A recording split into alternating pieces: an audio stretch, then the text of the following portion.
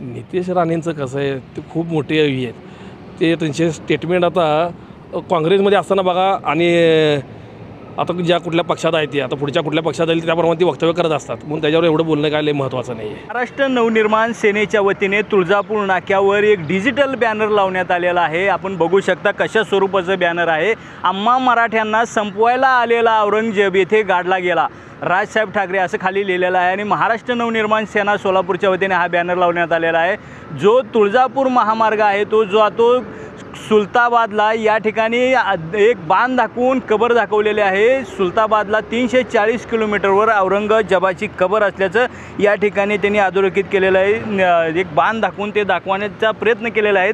महाराष्ट्र नवनिर्माण सेनेचे पदाधिकारी आहेत, आपण त्यांच्याकडून जाणून घेऊयात काय उद्देश आहे तुमचा एकंदरीत या बॅनरमध्ये. आमचा एकच उद्देश आहे की जे आमच्या मराठ्यांचा जे इतिहास आहे, जो आमचा मराठ्यांचा इतिहास संपाला जो औरंगे आला होता त्याची कबर ते उद्ध्वस्त न करता ती तिथं दिसली पाहिजे. त्याच्या आजूबाजू सुशोभीकरण काढून फेकलं पाहिजे व आताच्या पुढच्या पिढ्यांना हे तिथं नेऊन दाखवलं गेलं पाहिजे की आपल्या मराठ्यांना संपाला आलेला जो औरंगे आहे ना तो इथंच गाडला गेला, याच महाराष्ट्रामध्ये गाडला गेला. ही कबर उकडून फेकून चालणार नाही, ही तिथंच राहिली पाहिजे. त्याचं सुशोभीकरण काढून फेका आणि तिथं जे बाजूचं तिथे बोर्ड लिहा की आम्हा मराठ्यांना संपवला आलेला औरंगजेब इथंच गाडला गेला. हे उद्याच्या पिढीला गरजेचं आहे, महत्त्वाचं तिथं ते माहीत असणं उद्याच्या पिढीला गरजेचं आहे. हा मराठ्यांचा इतिहास आहे, हा मराठ्यांच्या पराक्रमाची गोष्टी आहेत.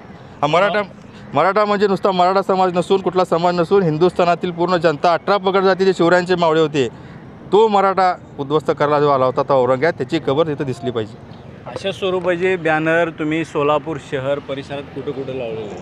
आम्ही शहर परिसरात म्हणजे आता हे सोलापूरचं शहराचं केंद्र इथून तुळजापूरला रोड चालू होतो. इथून आमचं बॉर्डर आहे तामलवाडी आणि आपलं त्याच्या पुढे एक आमचं गाव आहे ओळे. तिथून आम्ही प्रत्येक ठिकाणावर किती किलोमीटर आहे खुलताबाद, त्या औरंगजेबाची कबर तिथून किती किलोमीटर आहे प्रत्येक ठिकाणी आम्ही दाखवणार आहे. कारण सोलापूर हे तीर्थक्षेत्राचं शहर आहे. इथून आजूबाजूला अक्कलकोट, तुळजापूर, पंढरपूरला नागरिक येतात.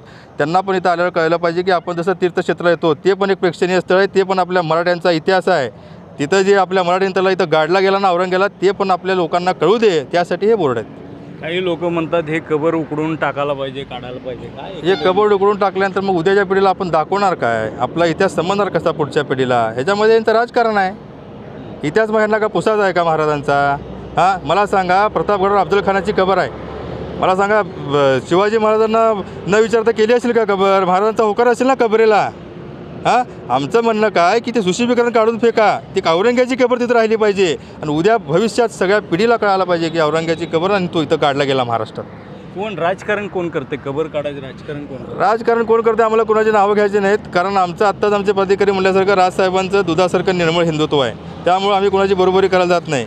तुम्हाला माहीत आहे सकाळी आमच्या घरी कोण येतं आहे, कोण आमच्या साहेबांकडून मार्गदर्शन घ्यायला येतं. त्यामुळे आम्ही कुणाचे नाव घेत नाही. आमचा एकच आहे, राजसाहेब ठाकरे. त्यांच्या विचारावर आम्ही चालणारे हिंदुत्ववादी लोक आहे. नाही आता मग हे एवढं चांगलं हे आता हे जे आहे ना औरंगजेबाची कबर राहिली पाहिजे, ह्याच्या एवढं निर्मळ हिंदुत्ववाद कोण म्हणलं का आजपर्यंत? मला सांगा, राजसाहेबांची गुढीपाडवी सभा झाल्यानंतर कुणाची हिंमत झाली का त्या स्टेटमेंटला उत्तर द्यायची? राजसाहेबांच्या सरळ स्पष्ट साहेबांनी सांगितलं ना की उद्या पुढच्या पिढीला आपण इतिहास काय दाखवणार आहे. कुठला तर नववादी हिंदुत्ववादी तुम्ही म्हणला ते कोणतरी बोलला का? त्याच्यानंतर राजसाहेबांची सभेमध्ये सगळ्याचं उत्तर सगळ्यांना मिळालेलं आहे.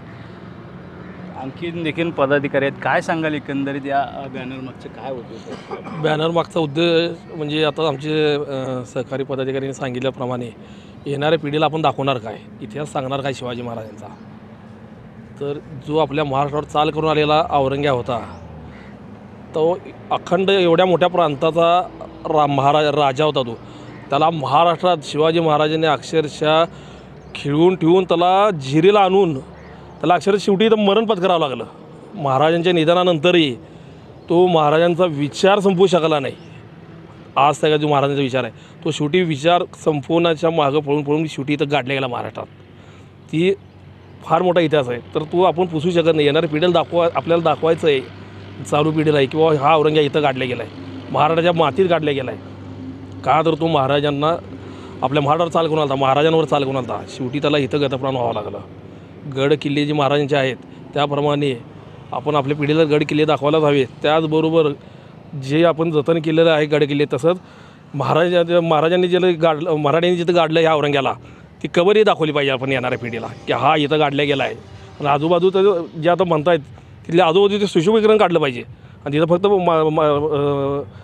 आमच्या राजसाहेबांनी सांगितल्याप्रमाणे फक्त एकच बोर्ड लावला पाहिजे, जो इथं आम्ही स्लोगन आहे तिथं वरती लावलेला आहे तिथं काढला गेला महाराष्ट्रात. नितेश राणे म्हणतात कबर काढून टाका.